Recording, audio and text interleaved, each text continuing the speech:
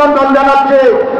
প্রিয় ভাইরা, বাংলাদেশের দ্বিতীয় স্বাধীনতা অর্জিত হয়েছে 1 মাস 12 দিন হয়েছে। আমরা 17 বছর লড়াই সংগ্রাম করেছি। এই 1 মাস 12 দিনের মধ্যে আমার অনেক বন্ধুদেরকে মনে হচ্ছে তারা ধৈর্য হারা হয়ে গেছেন, কিছুটা আবল তাবল মতো শুরু করেছেন।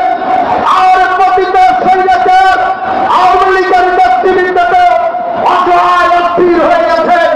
ভাইয়েরা আমার, বলতে চাই 17 বছর লড়াই করেছে বিএনপি, জাতীয়তাবাদী দলের নেতৃবৃন্দ খুন হয়েছে,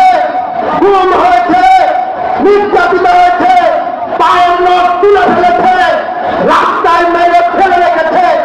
এই শেখ হাসিনা প্রথম দিন যেদিন ক্ষমতায় আছে, স্বেচ্ছাসেবক দল নেতা নজরুলকে হত্যার মাধ্যমে তার রক্ত পিপাসা